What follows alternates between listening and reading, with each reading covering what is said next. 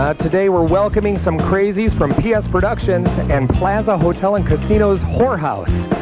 Oh, it's good to be back. It's Curtain Call with Erik Ball.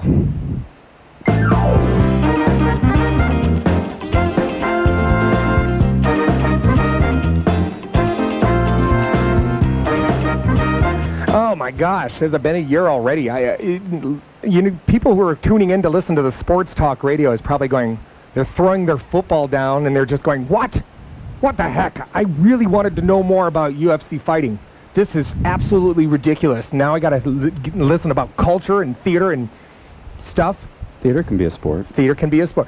I just wanted to say, first of all, KSHP, thank you for welcoming Curtain Call with Erik Ball back to the airwaves. This is going to be a weekly 2-hour program every Sunday from 6 to 8 p.m. that's going to be talking about Las Vegas local theater and having guests from area productions coming in. We're going to be giving tickets away. We're going to be at 7:15 is no shirt time. We're going to be stripping down and I'm a little early. Put it, please. No and you know, it's going to be a lot of fun. Just kind of off the cuff talk and commentary. That's going to hopefully, you know, kind of bring worlds together as far as the arts are concerned in Las Vegas, because that's what we're all wanting to do anyways, kind of create ensemble and all things wonderful, you know. So. Give an opportunity to some of the local performers and producers, etc., in town to speak their minds and give the rest of us a little bit more information than what we may not already know. Yeah, because, you know, something, there's so many crevices to this city that oftentimes, I like that word. That's where I crawled out of today. That's exactly. That oftentimes people forget that there's this plethora of theater going on all the time, all year round. I mean, it's not just, I mean, summer's coming up and there's a whole, you know, wave of a discussion right there, but all the time. And so hopefully this will bring those worlds together, give people a chance to get the word out, and give some tickets away so people can maybe experience new theater companies and new shows they've never seen before. So which worlds are colliding today, Erik? Well, we have lots of worlds colliding. First of all, the mysterious voice that you're hearing is Miss Carrie-Ann Parks. Is Miss Carrie-Ann Parks. Now, last year I made the stupid mistake by trying to host this show all by myself, because I am Superman after all. And as my wife says, you can do it all. And then she rolls her eyes. But the thing is, I needed some help, and I wanted to recruit the proverbial Las Vegas Howard Stern and Las Vegas Mary Poppins. And you couldn't get them. So. And we couldn't get them. So I have Glenn Heath here and Miss Carrie-Ann Parks, and Miss Carrie-Ann Parks and Glenn Heath are going to be our co-hosts in this journey. Oh, hello. Hello, and I'm very, very glad you guys are here. All of a sudden the air is light and the room smells of strawberries. That's Carrie-Ann's teapot. The actual teapot. Yeah, and we're one microphone down today, just so you know. We came in and one microphone down. So Glenn is not trying to make out with Carrie-Ann. He's just sharing Eskimo kisses. They're sharing a mic. They're doing, I don't know what they're doing, but they're going to be sharing a mic. There's lots going on in the a lot going on over here. Yeah, a lot going on over on the other side of the table, but in the community as well. Personally, we're going to be welcoming guests from 2 shows that are, one's in production already, one's getting ready to be in production. PS Productions and Super Summer Theater's Crazy for You, the musical. It's the first show out there at Spring Mountain Ranch. Second show, actually, because they that's right, the Grand Night for Singing. Yeah, Ragtag collaborated and did the 2 nights. That's right. Which went very well, I was told. I heard their music was fantastic. Yeah, and the second show, didn't they do like a sign language thing? They did like... yes, with Las Vegas Deaf Theater. Yeah, and I'm sorry, I couldn't hear you. What? With Las Vegas Deaf Theater. I'm sorry, I couldn't hear you. Oh gosh, I'll sign it to ya. Anyways, but I hear it went really, really well, and yeah, so Crazy for You, Glenn and I are fortunate enough because we're in the cast, and so there is absolutely no ulterior motives in having them on the program today at all. Not at all. Not at all. And then the other production is from Plaza Hotel and Casino's Best Little Whorehouse in Texas. So we can say that, right? Texas? Yes. Yes, Okay, we good. can. All states. We just then we're gonna have Kelly Wright and Ron Smith on for that. I didn't tell you who was coming on for Crazy for You. We're gonna have Evan Litt, who plays Bobby Child, the lead in the musical, and we have a very special guest joining him as well. And we'll leave that at that. That's going to be fantastic. I saw him out in the front. Yes. So, anyways, so why don't we? Are they here? Okay. Oh, by the way, I probably should introduce as well. We have 2 interns that are going to be helping with the show every other week. We have intern Cassie and intern Kelly. Today, it's intern Cassie joining us. Welcome. She's waving. And we have. Okay, come on in, guys. She's my favorite. Oh Lord. Here we go. Evan Litt and now remind me of your name. I want to make sure I pronounce it correctly. My name is Bella Zangler. Bella Zangler. Now, Evan, you don't know this, but Glenn is a whiz on the computer. I mean, he whizzed all over it, and he went online and found the original Bella Zangler that this show kind of. You know, a lot of people think the musical. I thought he was dead. I didn't know it was a real, storyline. Yeah, I had to actually go through Interpol, and it turned out he was living in Pahrump, so we didn't have to fly him in or anything. He just drove in and. Well, it makes sense. I mean, being in Nevada and all, right? Well, yeah. They gave me Chevron gas card. Yeah. What did he say? He called me a what? Chevron gas card. Yes. That's what he called you. It doesn't translate well. No, it doesn't. Welcome to the show, guys. I appreciate you guys being here. Thank you for having us. Yeah, Thank you. I was just saying how Glenn and I are fortunate enough to actually be in the production, and so we've been kind of witnessing firsthand how things are going and everything. In the show? Yeah, right? I thought it was you and I and some female. Yeah, there's Pretty much, that's it. Yeah, if you're unfamiliar with the show, it's a dance-heavy musical, very, very tap-heavy. Built around Gershwin songs. Yes, it's a Gershwin classic. It's kind of a staple of contemporary musical theater. One may, when I heard that they were doing Crazy for You, I was just like, whoa. Because it's one of those musicals, you better go big or go home. You can't play minor league baseball with this particular production. You got to do it right. It's a huge show, yeah. Yeah, and fortunately for Super Summer Theater, they put it in the right hands in Phil Shelburne and PS Productions, because it's a gentleman known for doing very quality theater.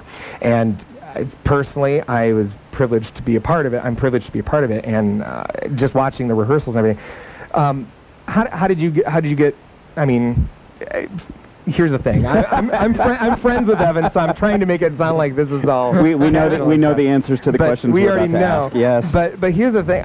When did you first decide that you were going to audition for the thing? Because Evan's a heck of a dancer. If you know, that's worth the price of admission alone. If you haven't seen him dance, he's a heck of a dancer, heck of a singer, heck of a performer. We did Beauty and the Beast together, and probably one of the my favorite theatrical experiences I've ever done. And it was just. Only because of him. That's it. Nothing else. Just because of Evan Litt. Pretty nice, huh? Yeah, pretty nice. Evan Litt is what you call Americans call a hooker.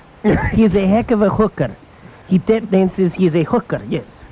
It's Get a out. hoofer. Get out. No, Hoofer, sir. Hooker? No, that's the second hour. Hoofer. Sorry, I'm English, not so. He's hoofer. That sounds better. So, how did you get wrapped up in this beast? When I found out Phil was actually going to be doing the show, I found out last year, and they announced it at the Super Summer Theater previous season. I looked at my wife, and I knew right there. I told Crystal that I was kind of done doing shows for a while, unless someone does Crazy for You. Yeah. And so when that show came out, and I contacted Phil, and I let him know I am in love with the show. It's one of my favorite shows of all time. I've always wanted to do it. I actually did it in L.A., but I always wanted to play Bobby. And what role did you play before? I was going to ask you because I thought you had been in a production. I was in the LA before. production of Crazy for You, and I played Harry, the bartender. Part of the ensemble. It was a lot less amazing. tapping. No, yeah, a lot less. Yeah, but still a lot of work. And it was a great cast. We had great show, and so yeah, it's always been a dream of mine to play that role. And when I contacted Phil, he at the time had not had a choreographer yet, so I asked him if I could possibly teach the dance combination for the audition. So in doing that, I taught the audition, and of course Phil asked if I was going to audition, and I said, of course I am. So I did, and that was it. The rest is history, Yeah. and I'm glad you did. What is different about this show than other shows that you've been in? Well, you've done shows with Phil before, but in Las Vegas in general, what's different about this one than what you've previously done? Because I can tell you right now, I play a very small role in the show, but it's a very, very pivotal role, though, Eric. I mean, it's pivotal. Without you, it's pivotal. The show's shorter. I thought there were no small roles. No. Only small actors. Yes. That's true. We actually, Eric has one of the most pivotal songs in the show. Without that song, the show would be over. So, well, thank you. Well, for those those listening, Evan was in the title role last summer in Singing in the Rain. Yeah. And a stellar performance. I've only been able to share the stage one other time with Evan a couple years ago in Damn Yankees. And well, I appreciate the juxtaposition. They had him tap dancing in Rain. Now they're throwing him in the desert. And let's see how he does against the Burros. Hey, Glenn, you're so nice right now. What's going on with that? Wait for it. You should see him at rehearsals. Don't touch the microphone. I've let the grounding wire be exposed a little bit, so by all means, get real close to the mic, Evan. You know, back to Eric's question. What makes this show different? I think our cast. Our cast, by far, is probably one of the most amazing casts that I've ever been in with out here in Vegas, maybe even just professionally as well. Everyone loves to do theater, so everyone's very inspired and just willing to be there, works very hard, great talent, except for the guy who plays Lank. Yeah, He is Hick. Okay, that's Glenn. I'm sorry. Yeah. No, Glenn is amazing. Yeah, let's talk to our other guest. Our cast is awesome. I if anything, just come out for the talent, because I mean, everyone from Joe, who's playing Zangler. Who's Joe? Who is this person you speak of? I don't know. Sorry, the guy who's playing Zangler. I heard he's really good. I don't know. Yeah, the cast is awesome. All the leads, all the ensemble, everyone. Phil is amazing. Sean, our assistant director, is amazing. There's nothing I can say bad.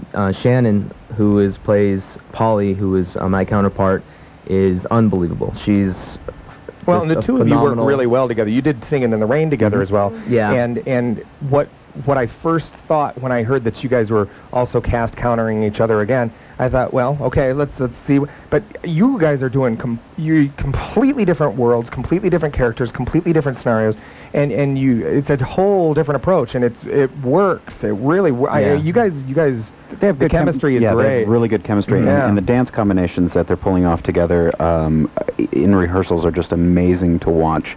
It's not easy stuff. I'm not a dancer. No, it's I'm not a dancer, but I can look at it and go, no, there's no way. Yeah. That's one thing. When I spoke with Phil a while back, and Phil said he wanted to do the original choreography, that is a challenge for sure, and I think we're doing a pretty good job. Everyone is, like I said, works hard, and the show, the dancing is probably the hardest I've ever done for my role, and it's a lot of fun, and we're pulling it off. I think we're doing it. And here's the thing: there's the journey of a show from beginning to opening night really is kind of what tests a cast and ensembles.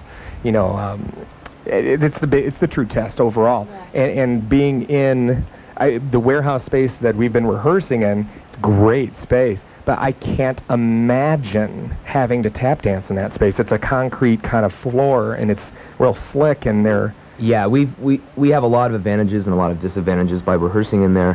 One is that we have the set. We have the set, props, and pieces of the set that we can use right now. Usually we're in the studio, we rehearse in the studio, then we move into the theater for the last week or two, and then all of a sudden the show completely changes because now we're involved with the set. But now we have the set with us, so it's great in that aspect. But the dancing, of course, we're on this concrete floor, like as you said. There's a lot of dust, and it's slippery. Yikes. Very slippery. So we'll do Crazy for You on ice. yeah, that's Just kind of